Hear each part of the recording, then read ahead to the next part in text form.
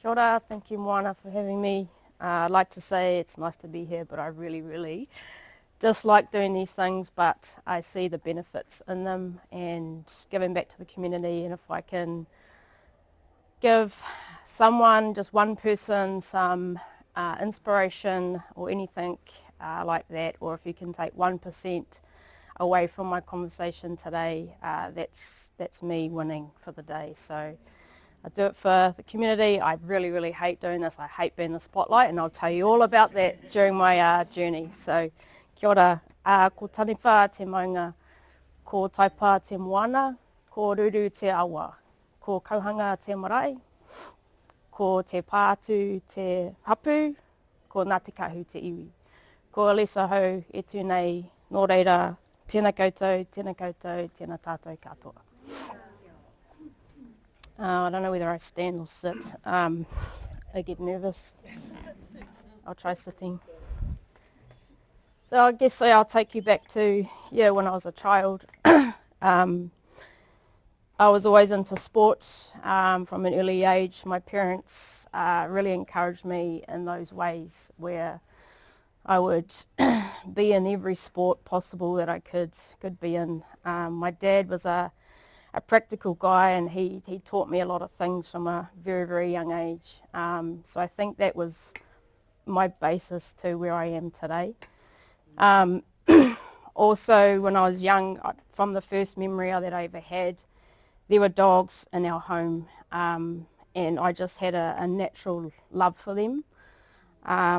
Dad taught me how to nurture an animal, how to take care of an animal, and what they bring to you as your little best mate, and that's how he treated his animals, and I learnt that from him from a very young age. I think there's a photo that Mum's got somewhere where I'm asleep in the dog's bed, and I think there's two staffies there, and I've just crashed out with the dog. So I think I must have been about 2 years old or something like that. So yeah, from a very young age I had a real strong love for dogs particularly. So my journey in the police, obviously I've gone through school and I've played all the sports in the world with Erin over here. My mum and her mum will probably moan about all the money that they had to spend on our trips away.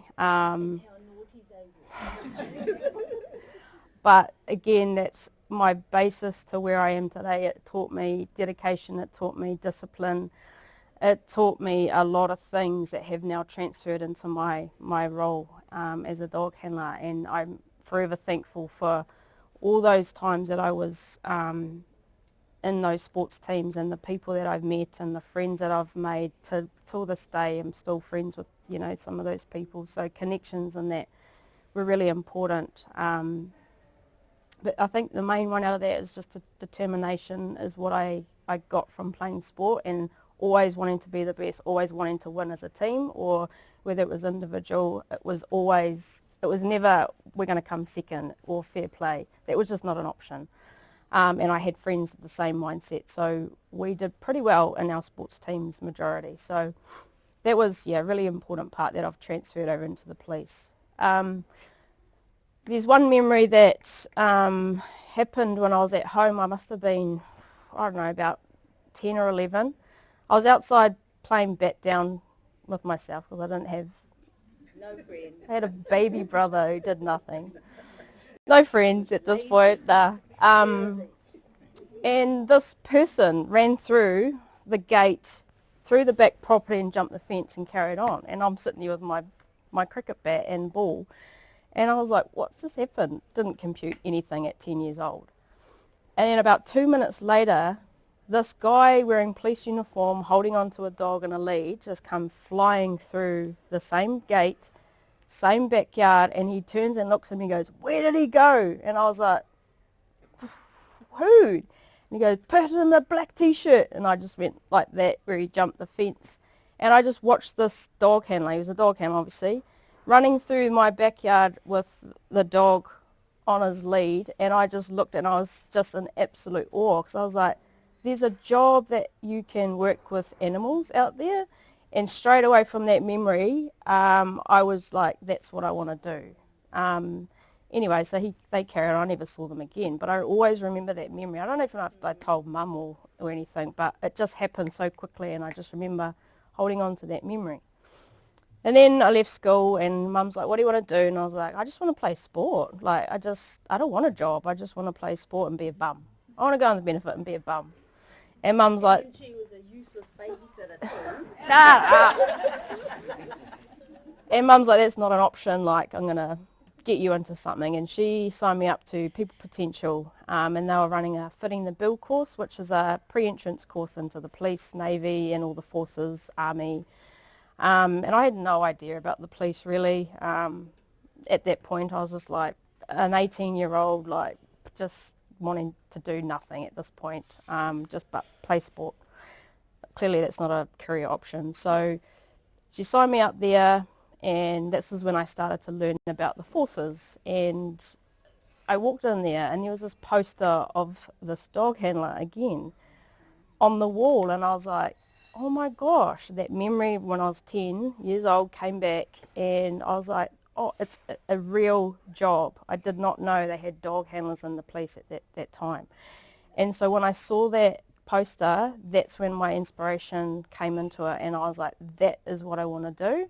And I put my mind to it, and during the course, I was terrible at maths, not so bad at English. All the physical stuff was fine for me. It was just the maths. I was just terrible at it. So I had to really put my head down and work hard to study and get my head across the maths. And I think it took probably 3 months of hard study, and then the recruiting officer came in, and he said, right, who wants to sit the test, the police entrance test? And I was like, I didn't have much confidence then, and I had a couple other people that were interested in doing it, and they said, yeah, come on, just give it a go, you don't know until you try. So I was like, okay, I'll give it a go.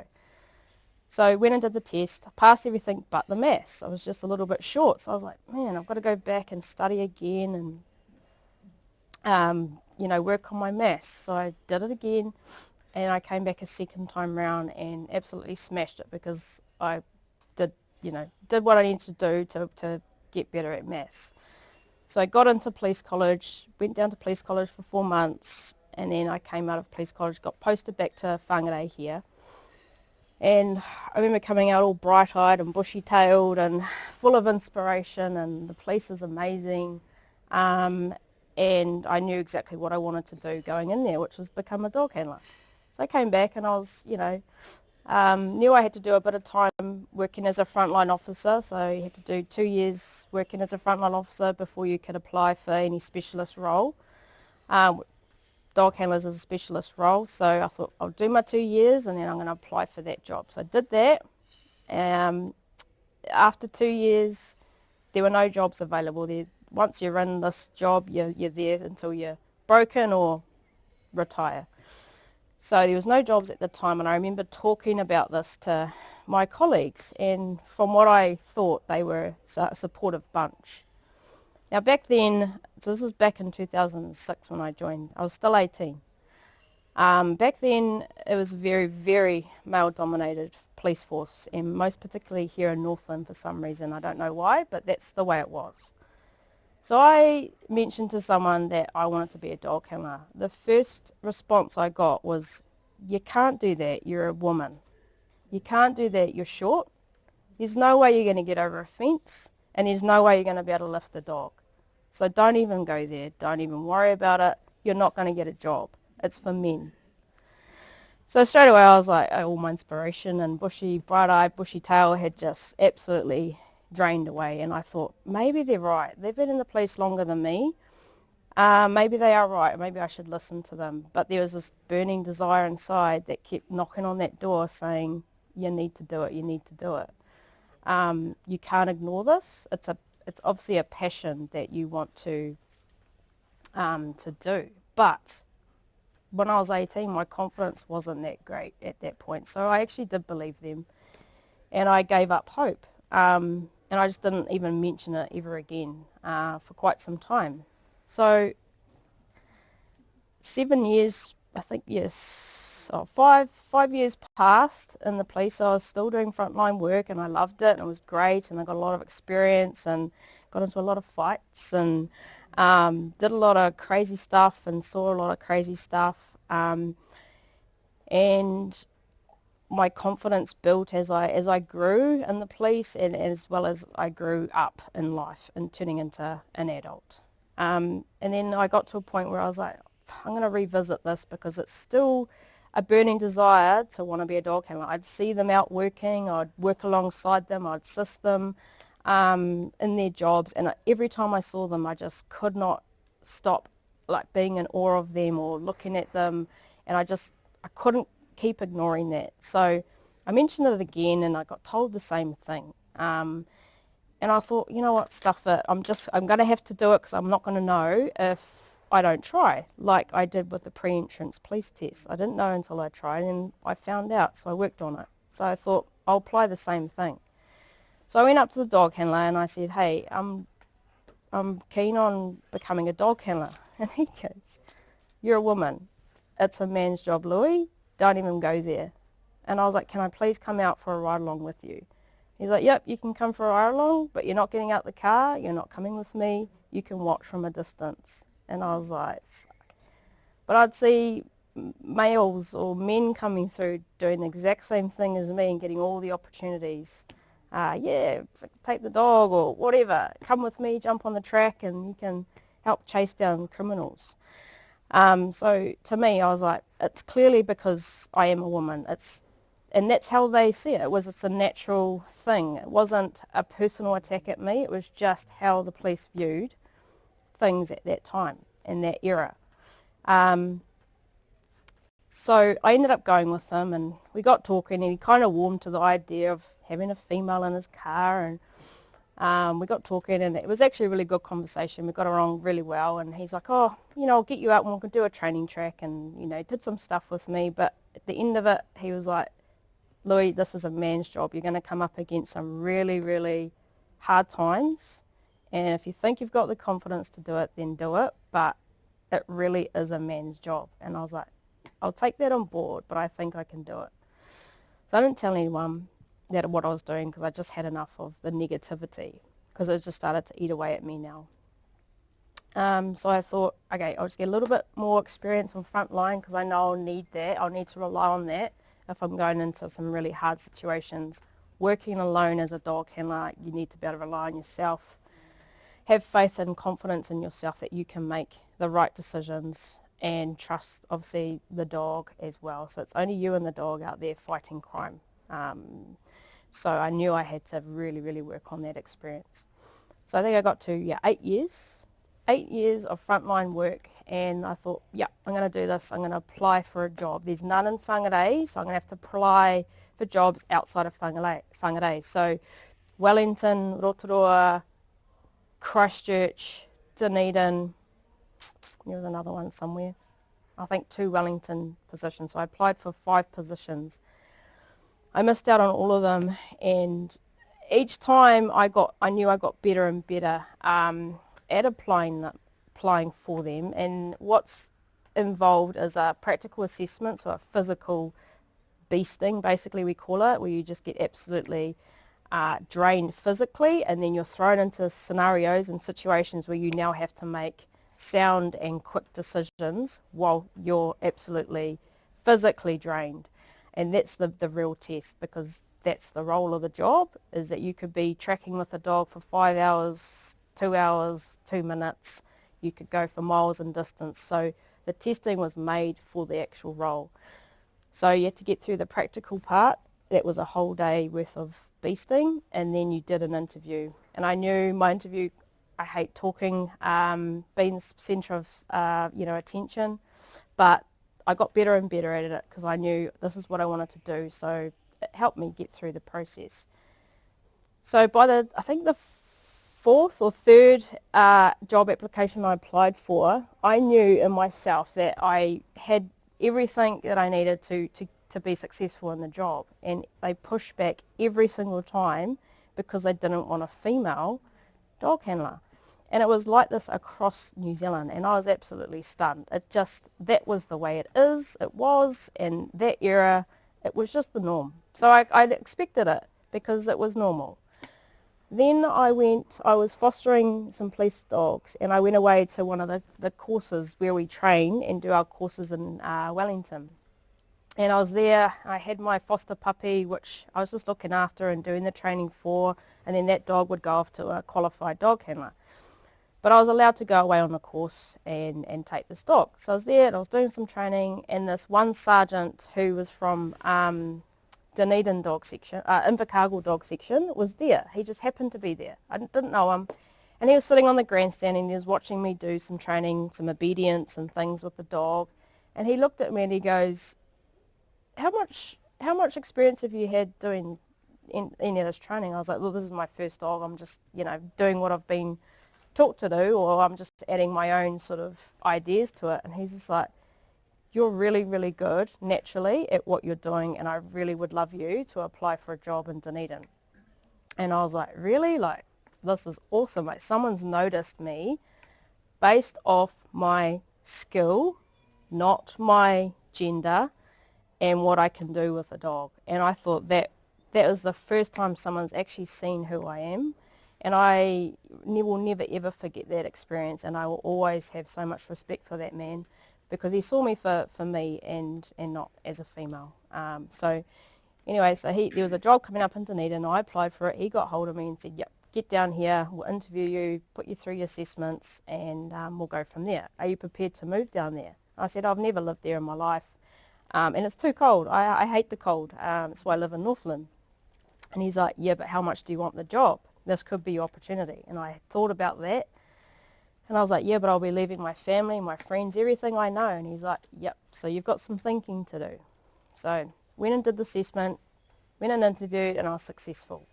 It was me and one other guy, and I managed to get ahead of him and be successful. So I got offered the position, and now I had to really weigh up, is this really, really what you want to do, to leave everything behind and go and move down there? And it was a yes from me, because home's always going to be here. I can just hop on a plane and come home and see everybody. It's not like I'm in another country. So go and do what you desire to do. So I packed up the car and I drove from here down to Dunedin.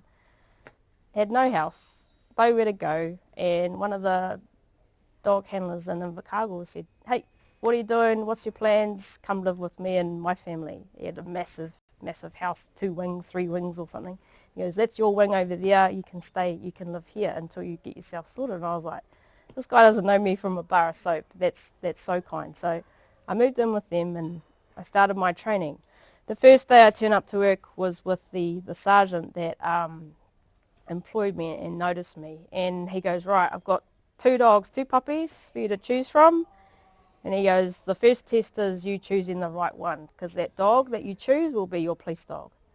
Off you go, puts the 2 puppies in my car, and he goes, see you later, I'll see you in about half an hour. Make sure you come back with the right answer, otherwise I'll tell you otherwise. So I went away and I was like, how do I pick a police dog? I don't know the first thing about it, I've only just fostered a couple of puppies, but I don't actually know what's involved, what I'm looking for. And he goes, you'll know. Anyways, get them out the park and I throw the ball for, the other one was called, one dog was called Cole, and he was pure black, and he was only 3 months old. Threw the ball and he chased after the ball and then picked it up, and he just turned around, looked at me and basically gave me the fingers, took off, took a piss, took a poo. I was calling him back, trying to call him back, and he was just, again, just giving me the fingers everywhere he's going. And I was like, oh my goodness. And then he dropped the ball, and his motivation in that wasn't there. And I was like, okay, well, let's try the second one. And it was Mist. So this is my retired police dog, Mist. Got her out, she was 4 months old. I did the same thing for her. She went out like a bull at a gate, went and got the toy, looked at me, came straight back, dropped it at my feet, let's go again. What else can you throw it for me again? So I kept throwing it, and it was just non-stop. Her energy, her motivation, and her determination was there. And I thought about what my sergeant said, and he goes, you'll know when you see. And I was like, I've seen it, I know what dog I want. So he didn't set me up to fail, thankfully. It didn't make it a hard decision. So I went back and I said, I want Mist. And he goes, good choice. First test completed. Right, let's get into training. So we started training, and he was my trainer for a whole year. During that year, you've got to attend 3 police dog courses in Wellington. So you do your training where you live, and then you go away to complete a course, then come back and do some more training and progress until you attend your 3rd course, and this is where you graduate as a police dog handler. So I went away, I did that, we became qualified, and now I was ready to hit the streets and start working as a dog handler.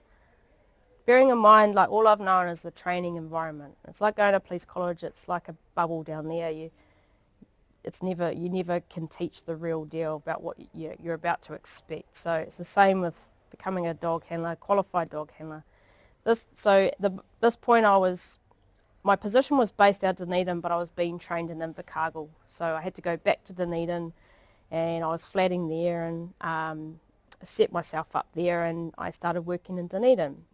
And I think one of the first jobs I went to was one of the student couch burnings in the street, and I was like, what the heck's going on here? So and just dealing with all the students, and that was just a different way of policing down there than in what it is up here in Northland. We're a little bit heavy-handed up here in Northland, I guess, compared to down in the south. They're a lot more soft approach, and communication is key, and whereas I'm used to just getting your hands on, and if you're playing up, we're going in, you're under arrest. There's no mucking around.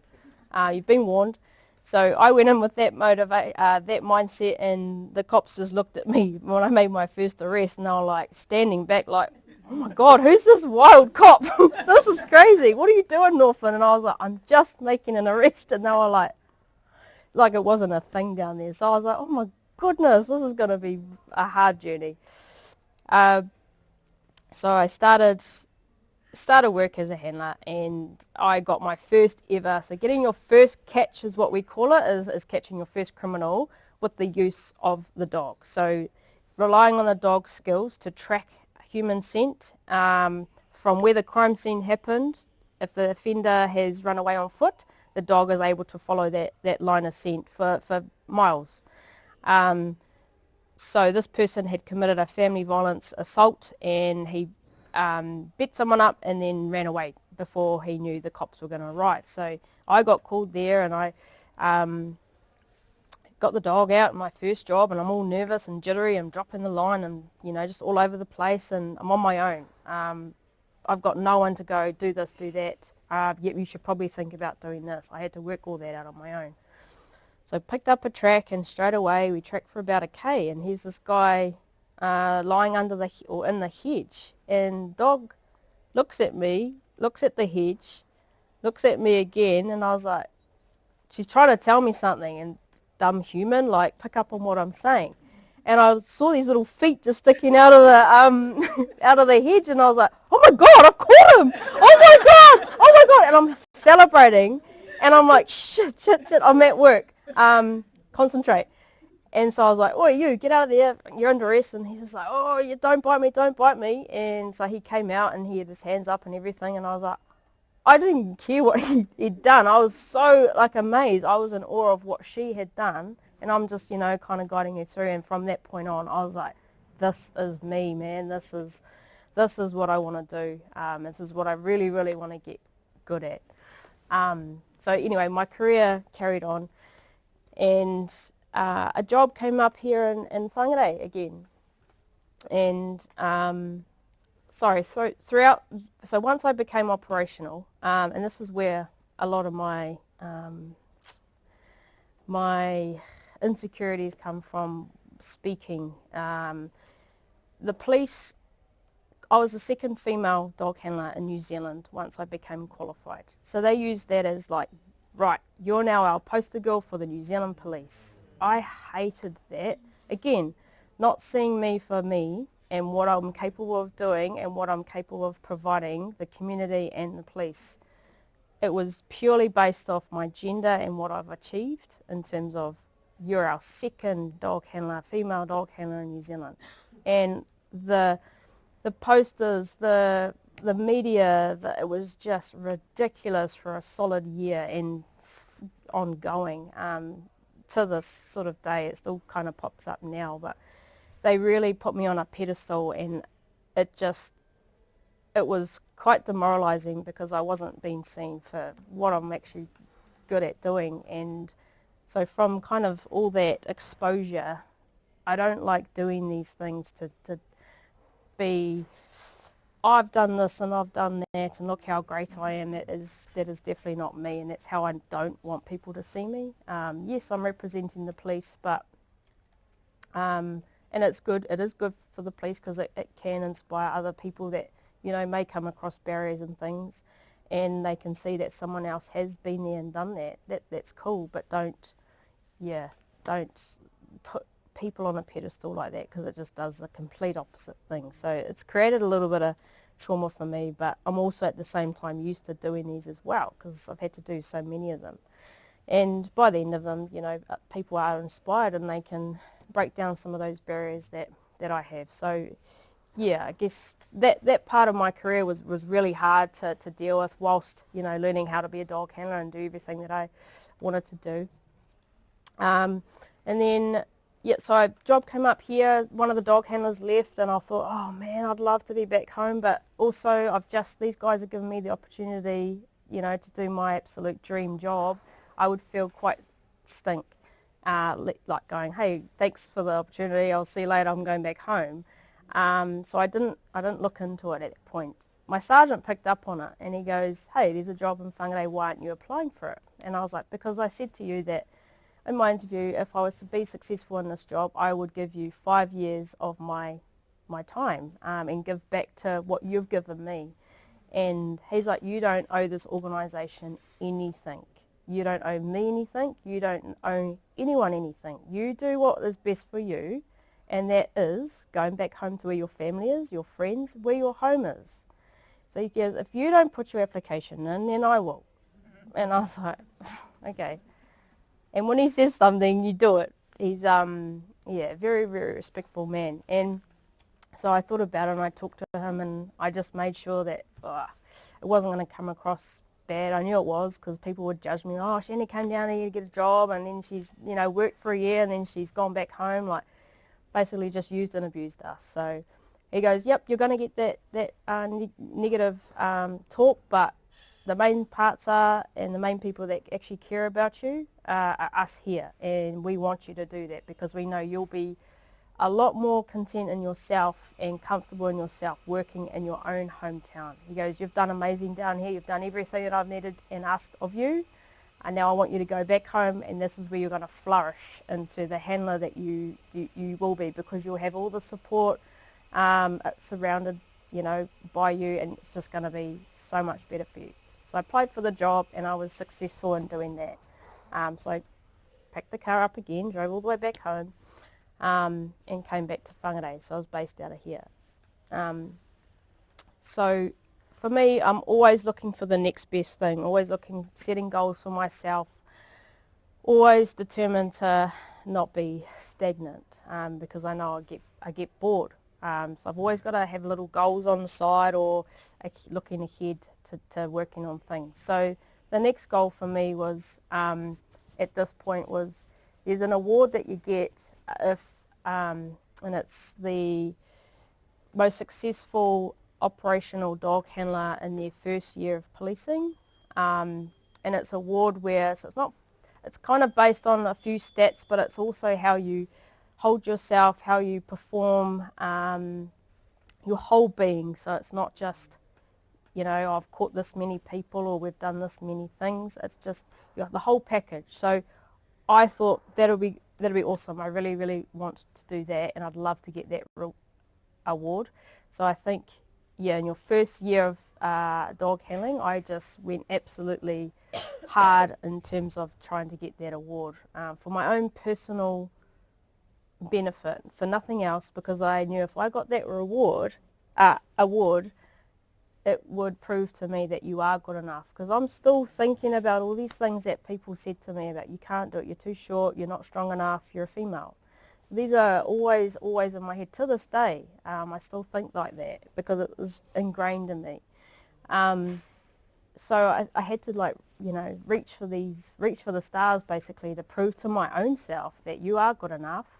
And so that was what my first goal was to just really work hard at doing. And if you get that, you're proving everyone else wrong. When I came back to Whangārei and I saw the same colleagues that said all that stuff to me, and they looked at me and they were like in absolute shock that I became a dog handler. They wanted to be my best mate all of a sudden. For me, I don't give you second chances. If you're going to say that to someone, I think that's pretty crap of you. Yeah, I understand that was the attitude back then, but we're humans. You just need to treat people a little bit better than that. So I will always remember those people that said those things. There were people that encouraged me, but there was also those people that they just looked up and down at me and went, nah. And I always remember that, and I always hold that to them. And I remember them seeing me in my dog uniform, and they were just like in absolute shock. And I basically just felt like I'm coming back to prove you all wrong. I have proved you wrong because of my own determination. I didn't listen to the crap that you had to say to me, and here I am standing strong, standing confident in myself. And they, had the complete opposite effect, reception, I guess. And we want to be your mate. We're so proud of you, and it was just so fake. Anyway, that's that. To this day, I still feel like that for them, but that's a them problem, not me. So prove them wrong. So yeah, just these little things just gave me confidence every time. I smashed down that barrier, smashed down that wall, prove that person wrong, prove everything wrong, because it was down to my determination that I had learnt from a young age. I used that. The support that I had from my family and friends also really, really helped. In terms of, you can do it. We know you well enough. We're the ones that love and care about you. You can do this. So yeah, I was in a bit of a battle with, you can't do it, you can do this. So I had to work through those challenges, and I did. So I worked hard, put my head down, ass up, and worked hard to get this award. Did everything I possibly could. A report then, at the end of the year, my sergeant put through a report and said, this is the overview of what she's completed over the year. Then that gets submitted down to Wellington, the big bosses down there. They have a meeting and a conference. Obviously, everyone in New Zealand, all the dog handlers in New Zealand on their first year, they all submit their reports. So we're talking about 20 reports that they would need to go through and decide who's deserved of this award. And the bosses rang my sergeant, and they said, your dog handler's been successful in being awarded this award, so you can congratulate her and tell her that she's become successful out of 20 people. And so he came and told me, and he had the award, and he presented that to me. And when I got that award, I think it was an award ceremony at the police station, and my family and that were there. And yeah, I received that award, and I hate the whole presentation thing, but the actual holding that award just really meant so much to me inside, and my confidence just, my self-confidence just grew from that point on. And I thought, I can do anything I set my mind to. You just need to block out all that negativity and the people that probably are jealous at what you're doing, because they probably haven't done the same thing when they had goals or,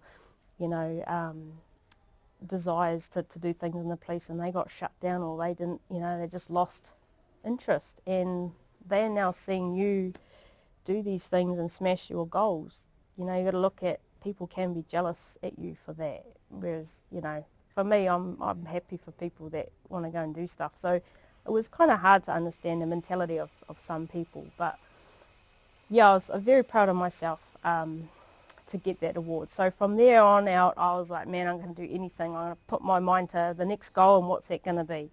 So the next, so we continued working, and Mist was amazing. She's my first police dog, absolute best mate. We come across some really, really tough times. We've come across people that have shot at us, chasing them in pitch black for 5 hours way up in Cape Reinga or 90 Mile Beach. We've had some really, really challenging times, and I don't know how many times I've just looked at my dog and thought, are you going to save me? Because I'll save you if you save me. But I found absolute love and care, and the bond that we have is just so tight. It's almost like we speak to each other, and we know exactly what each other's thinking and feeling. We feed off each other in jobs, and there's been times where she's saved my life many times, and I'll always, you know, hold that very close to my heart. So yeah, we came across some pretty hard times. So again, I learnt and got a lot of experience and a lot out of those challenges, and I've applied them to the next goal that I had. So as a dog handler, you can specialise in the armed defenders squad. Those are the police officers that are dressed in black, and they go to firearms jobs that, you know, it's up there where, you know, someone's shot someone or has a gun, they're running around like an idiot. It's like the SWAT, but New Zealand version. It's called the Armed Defenders Squad, and as a dog handler, you're attached to that squad as a extra tactic, because they've got a range of tactics that they can use in situations like that. And there's also search and rescue dogs, and detector dogs, so drugs, firearms, all that kind of stuff. So there's things that you can kind of branch out of from your main job, which is catching criminals. So I thought the Armed Defenders Squad would be pretty cool. I don't really like running around with guns and all that kind of stuff. It's not for me. But the challenge for me was the mental strength that you need and require for that squad, because you come under, it's life or death when you're attending jobs like that. And to be able to withstand some of the pressure, well, the hard pressure in making some of those decisions. It could be you might have to shoot somebody. You might have to save somebody. You might have to, you know, you're under these high stress pressures. And for me, being a little adrenaline junkie, I thought that was amazing. To some people that run 1,000 miles, I mean, some of my friends are like, well, I don't know how you do this. And I'm like, I don't know how you're a teacher. I don't know how you work with kids. Like, I couldn't do that. Like, it was just me. Running into danger is what I enjoy and get a lot out of, to save the community, to help people, to stop the situation that is unfolding. I really, really like those challenges.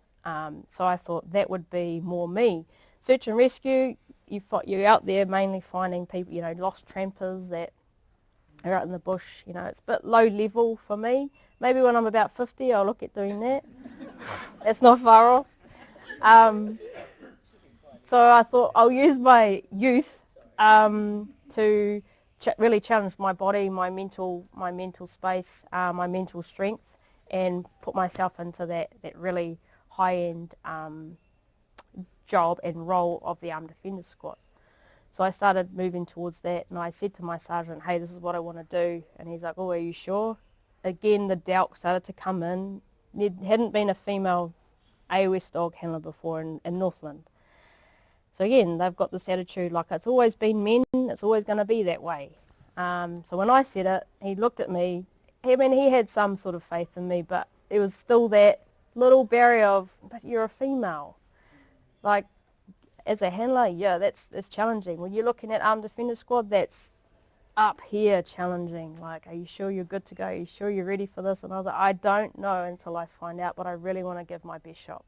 Will you support me? And he did, to a point, but the rest I had to do on my own. So we had to attend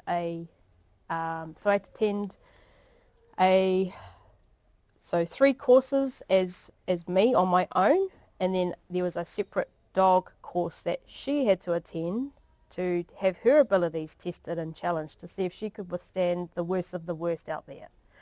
So there was my own training, individual training that I had to do, which consisted of real harsh physical testing and real in-depth mental strength scenarios. So it's similar to the ones that I did with applying for a dog handler's job, but on a 3-day and a 2-day and a 4-week long testing scenario. So it's long durations of being absolutely physically drained, mentally drained, and still being required to make these decisions that are right.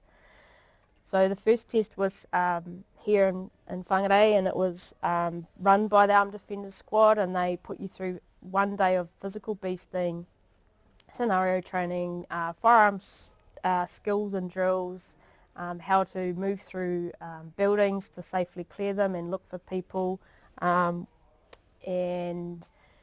that was tough.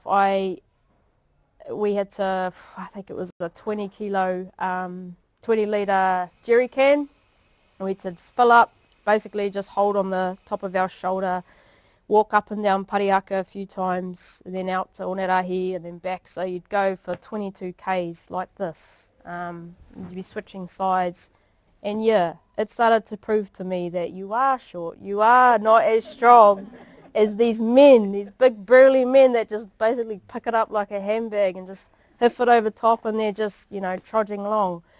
Their pace, because it was 6 of us that were applying, so 6 applicants, I was one of 6, and they're like, right, grab your jerry can, you're going up Parihaka, follow this person, don't stop until we tell you to stop.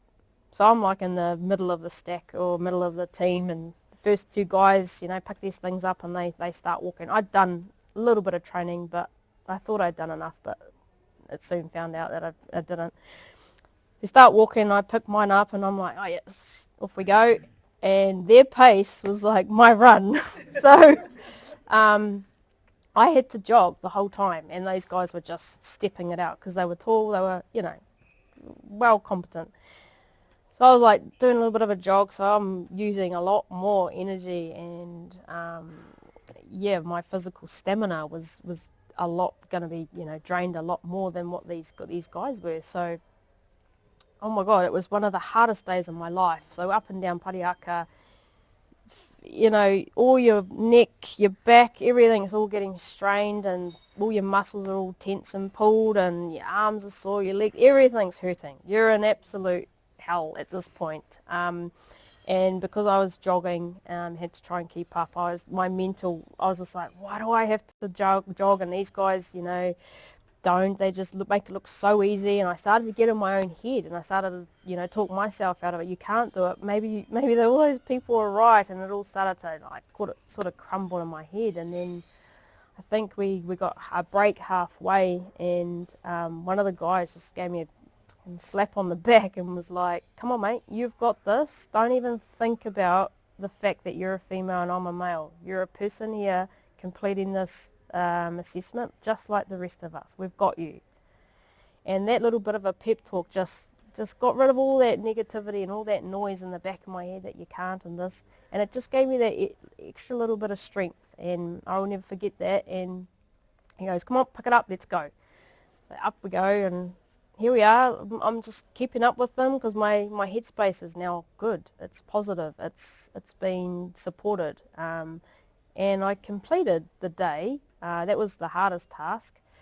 And I physically completed the day, but I didn't pass because I didn't meet the times required because I fell back so far from the team.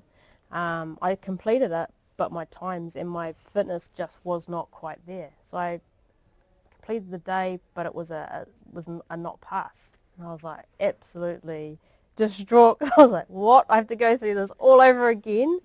So again, I'm back to like I trained my maths. I had to go back and pick that jerry can up can up, and I'd be training up and down Parihaka after night shifts. So I'd do a whole night shift, pick up my jerry can, and I'd start walking from the police station up and down Parihaka. Absolutely so tired, but I'm like, this is the level that you need to be at. You need to be absolutely stuffed before you start, so that your fitness and your mental strength can build and get stronger from here. It was the hardest thing I've ever put myself through, hands down.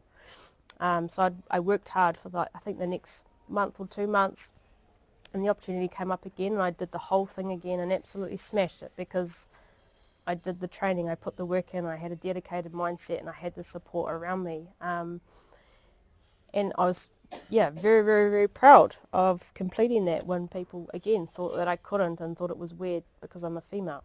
Anyway, so I get selected, and then you go down to Wellington, you do a 3-day beasting. Same stuff, but just on a higher level. Now this was, extra hard. I thought that was hard, but this was just even worse. So I had 3 months to get my fitness even better, get my strength even stronger, get my head sorted, run through scenarios, make sure that I'm, good to go for this course down there, because this is the be-all, end-all course. You pass this course, the next one is just a skills and drills test. It's no beasting. You've been tested at the absolute fullest, so I've got to pass this course.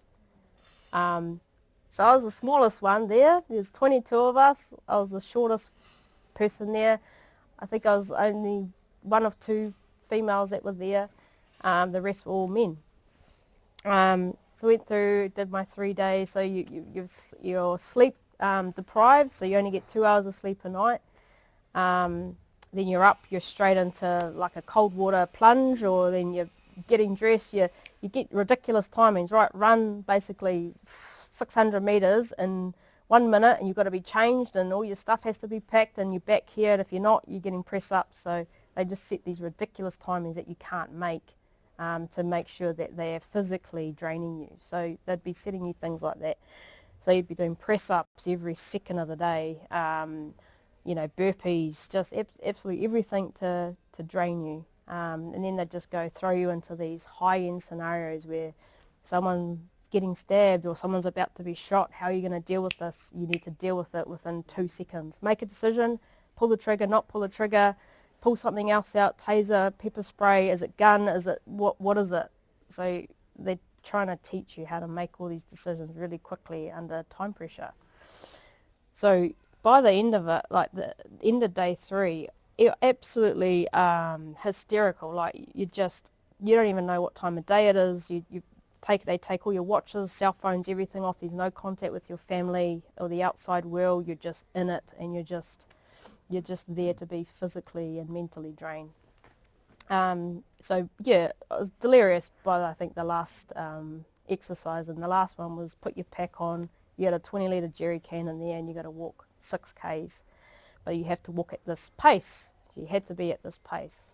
And I remember doing it, and I was kind of like mid-pack, sort of towards the back, and I was just had my head down, and all I had to think about was just one foot in front of the other. And you're walking through Poreroa all the way out to the beach and back to the police college, and I just had my head down, and my only thoughts was one foot in front of the other. That's all I said to myself, because I was absolutely done, mentally, physically, but the body just did it. I learned so much about myself, about when I thought I needed to give up, you've got so much more in the tank. Like I went for 3 hours more than what I thought my body and that could withstand, and that's all I did, just head down, keep walking, and it got me through a 3-hour pack march. It was on the flat, but it was just another mental test. Can your body do this? Can you push your body to the actual extremes? When you think you want to give up, just think a little bit deeper. And there was so many times I was like, I'm going to give up. I'm going to put my hand up and give up. I can't. But then it was just like one foot in front of the other, one foot in front of the other. Determination. This is your last exercise. You just got to do it. And then the help of the other people again just started to come into that mindset and just really push me that last little bit. And I remember coming up, there's a finish line, and was approaching the finish line, and my body just started to start to collapse because the mind was going, you're there, you're almost there. Don't finish, don't collapse yet. And yeah, all my muscles and everything just started to collapse because it knew. And I was like, oh my God, like I've kept my body at this level the whole time because my mental strength was there. And now it's seen the finish line, it wants to just give up.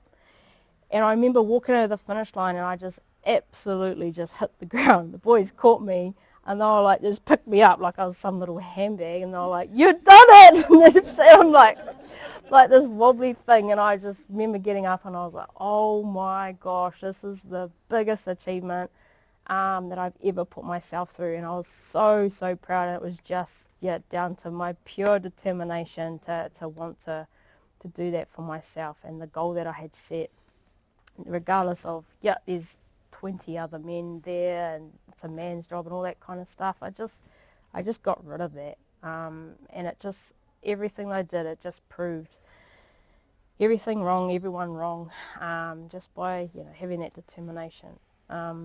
So I passed that, and it was just the best feeling ever. I couldn't wait to get on the phone and tell the family, and I did it, and I passed, and it was so hard. And then I slept for about a week after that. I was absolutely buggered. So the biggest challenge I ever put myself through was that.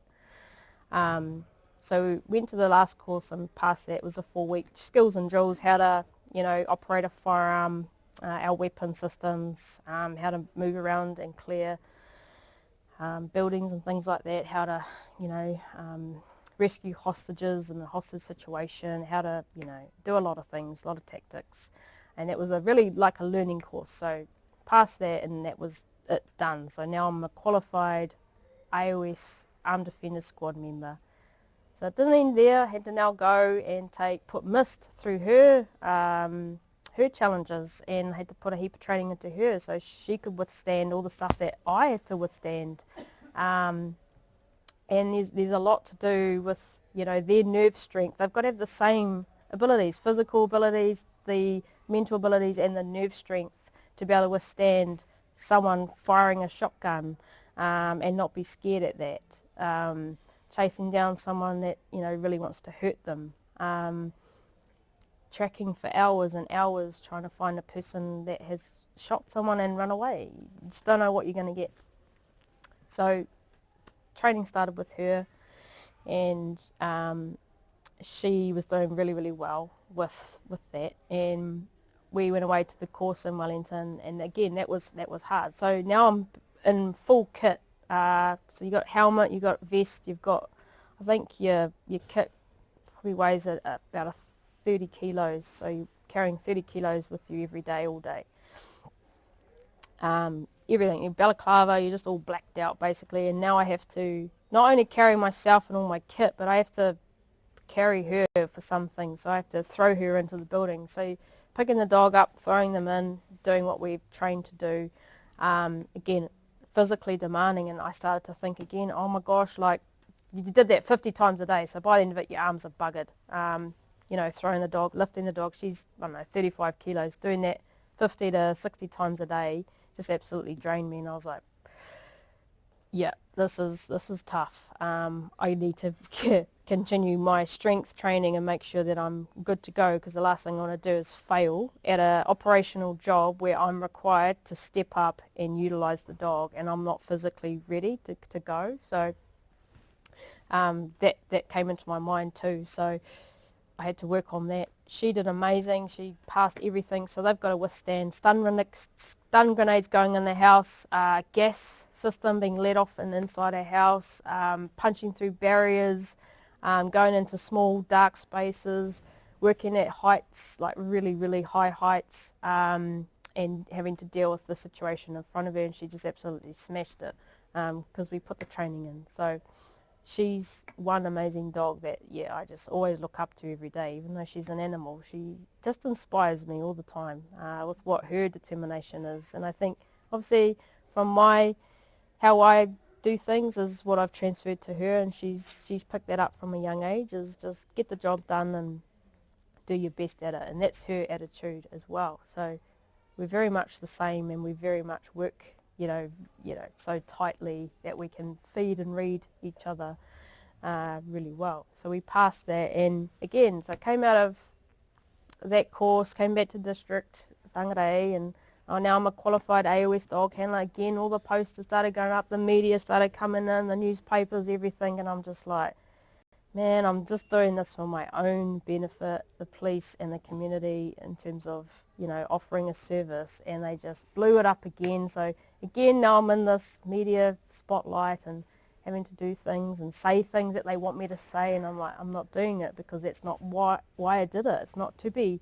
the second or the first or the whatever female. That's not why I'm doing this. So I was, to a point, forced into it, for the district and the police to get kudos from it. Well, look what we've done, look what we've created. They had no part of it. This was all me. They were just the label that I was wearing. I'm not here to bag the police or anything, but, you know, I know what I've done and I know what they've given me, and it's not in comparison. So again, yeah, just been smashed through the media and whatever, just get that stuff done and out the way, and I'm into the job, into work. So I'm loving it, absolutely. So doing my normal job, and that's out catching criminals on a daily basis, and then when a call out comes in for the armed defence squad, then we're up and we're getting changed into our black suits and we're off, you know, fighting the worst of the worst crime. And again, I had to have a really good level of mental stability. If I had an argument that day, or if I was having a crap day at work, or something didn't go well, I had to, once that pager went off, I had to get rid of that, because I can't go into a job thinking, oh, I just had that argument with that person, or, you know, whatever, the dishes aren't done or something. You know, you've got to completely learn how to clear your mindset to now go into one of the worst situations where you're potentially going to be either killed or have to kill someone if it goes pear-shaped. So you've got to get into that mindset. So that was a real hard challenge, because life's life, and the police in these roles, it runs your life to a point, because yeah, it's like a 24/7 job when you're in these groups and responding to the community calls and whatever's happening out there. It's really hard to compartmentalize both and not have, you know, to have a life here and work over here. That's very rarely what happens in the police. You become, it's like 80% of your life, because you're on call all the time, you're dealing with the worst of the worst, so you bring that into your life, and it almost becomes your identity. So I realised that, and I didn't want my life, personal life, to be the police or have an association to the police. So I had to manage and work out, how do I do both without, you know, affecting my personal life, because I want them separate. So that was a whole challenge. That took me a few years to work that out and navigate that, and it was just working with others that have gone through the same thing. So yeah, that's a whole another challenge in itself. Armed Defender Squad, we did that. That was, I think I worked on there for 5 years, and then my sergeant, dog sergeant at the time, he ended up leaving, and we had a few problems with him. I didn't quite agree with how he led the team, and I thought he could have done a lot better. He was kind of there just to put his feet up. He had competent staff that could look after themselves, kind of thing, and he was just like, wow, my staff are good, I'm just, you know, put my feet up and have a bit of a rest. And he was here for retirement because he loved Northland. So he kind of just did a not so great job with us as a team. So he ended up leaving, and I think I've only done, 5 years as a handler at this point, as a dog handler. And I was like, wow, who's going to be our boss next? Because obviously I had problems with him, and so did the rest of our team. Who are we going to get next? Just someone else that's going to apply to come up here and retire, because Northland's got a good lifestyle, and you know, they know they've got a good team of dog handlers. They don't actually need to put any work in. So that was the last thing that I wanted. So myself and one of the other senior handlers all said, well, why don't we apply for it? And I was like, I don't want to be a sergeant. I don't want responsibility. I actually love doing what I'm doing. And he's like, just think about it. Imagine if someone gets that job and they are worse than what we've had, or the same. What are you going to do then? You're going to stay in it? You're going to stick in it? I doubt it. You'll probably end up leaving. And so will I. So we thought about it, and I had to really, really think hard here, because I was in my passion. I was doing everything I wanted to do and inspired to do. I didn't want to take that away, because when you become a sergeant, you're no longer a handler, a dog handler as such, because you've got other responsibilities and priorities. So I had to really think about that, and yeah, it took a lot, but I ended up applying for the sergeant's position to run dog section, because of the fear of someone coming in and leading us and making life hell, potential, that I probably wouldn't enjoy it anyway. Whereas if I applied for the job, I could tailor it to get the best of both worlds. Not as much, but I could tailor it so that I could do both, because I didn't want to give up being a dog handler. That's definitely not what I wanted to do. So I worked it so that, I had approval to work a dog if I was successful in that position. So I applied for the position, and so did my mate, and he missed out. I got it. It was a little bit, awkward, but we were both happy for each other, because either one of us, we knew we were here for the people, and here for the staff, and here to make the team better and flourish. So either one of us getting it was good for both of us. So I was successful in getting it, and now the challenge started. Again, second female sergeant running dog section came up. It's like, you're the second, So all the posters went up on all our police screens and all this. Oh, look what's happened here. It's first in Northland, second in New Zealand. All these, titles and stuff. But again, I'm here to do a job. I'm not worried about that sort of stuff. But by this point, I'm like, nah, I'm not doing it. Like, I'm done. You guys have used and abused me so much, and enough. I'm here to do a job, and I'm here to do what I do best. It's not about that. So I managed to get out of that. So I think, what was it, 4 years ago? Yeah, I got my position as a dog sergeant, which I am today. And I had a dog section of myself and 2 handlers, because everyone had left. They all retired. All the dog handlers, got to an age where they left, or they didn't like the organisation at that point, so they left. And I was like, oh, now I have to rebuild the dog section from scratch, which was an awesome challenge, because I could hand select my people that I thought would make excellent dog handlers and excellent police officers, and mould them into the best dog handlers like how I've experienced, and give them all those opportunities that maybe I wasn't given or encouraged to do at least.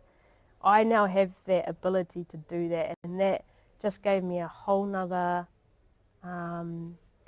challenge and goal to work towards. It was a blank canvas that I got to work with, and so I thought, yep, this is it. You're going to get the best dog section. You're going to make the best dog section that you possibly can, with the best dogs, the best training, the best support for your team. You can do all of that, because you've lived it, you've done it. You know exactly. You know what crap is. You know what good is. You'll be a good balance to bring through new people. So I started putting out positions for dog handlers to apply, and so again, like how I went through, frontline police officers or detectives or whoever would apply for these positions.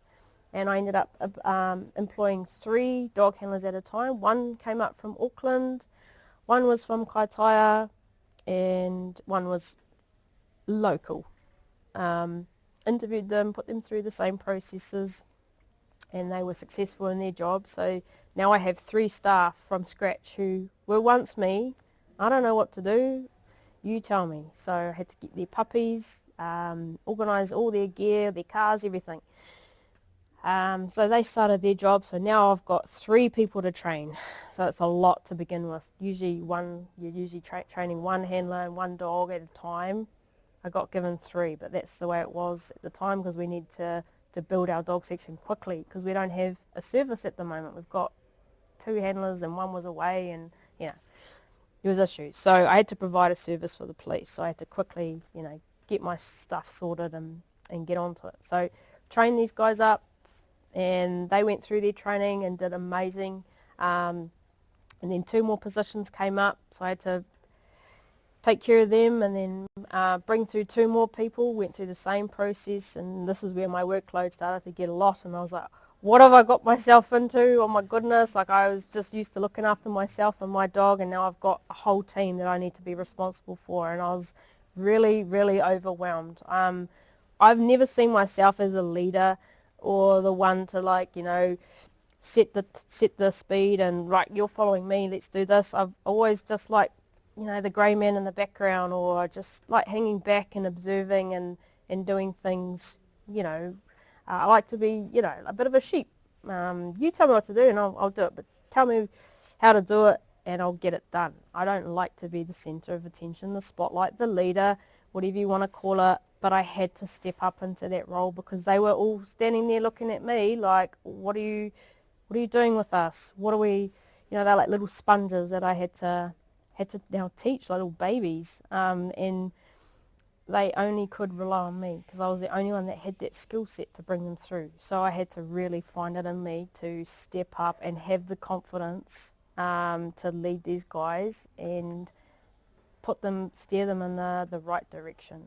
So now I've got a whole team, and I had to get my head around that, and it's down to you to lead them. So that took a little bit of time for me to get my head around. I now have myself and 8 men as staff. It's awesome. I have the best team. I've created them. I'm absolutely proud of what I have done in terms of giving them their dream, their passion, and giving them all the opportunities that they've been given, because I've allowed them to happen, supported them through everything, encouraged them through everything, and they've absolutely flourished and become the best team I could ever ask for. Respect for me is earned, it's not expected, and that's how I bring my boys through. And they certainly do have that respect for me because I've not just used my mouth, but I've shown them this is how you do things and this is what you need to do, and they've just naturally built that natural respect for me as a boss, as their leader, as they say, without me demanding it. And that's what I've always, you know, wanted. I never want to have to tell someone to respect me because I'm wearing stuff on my shoulders or I'm a certain rank, which some bosses are like that in the police. If I'm wearing this, you respect me. I never ever wanted to be that person. So my crew respect me for who I am and what I provide them and what I can do for our section. So to me, that is the biggest achievement that I could ever have at this stage of my career. They have all gone and done things already where they've achieved high excellence. Some of them have got the same award that I did in their first year of policing.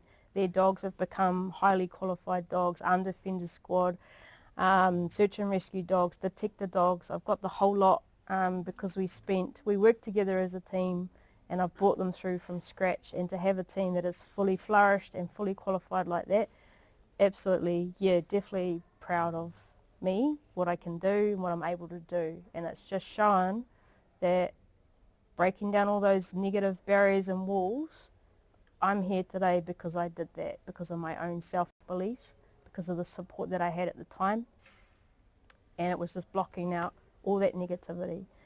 So I guess the one thing that I'd like you to take away today is, if you're struggling with those walls and barriers, is if you really think and want to do something, and it is a passion and it's something that you are driven to do, you can absolutely do it. If you just have the right mindset, the dedication, the support, you stick to it, it can definitely be achievable. So it is one thing that I'd like to inspire people with today. That's pretty much me. Thank you.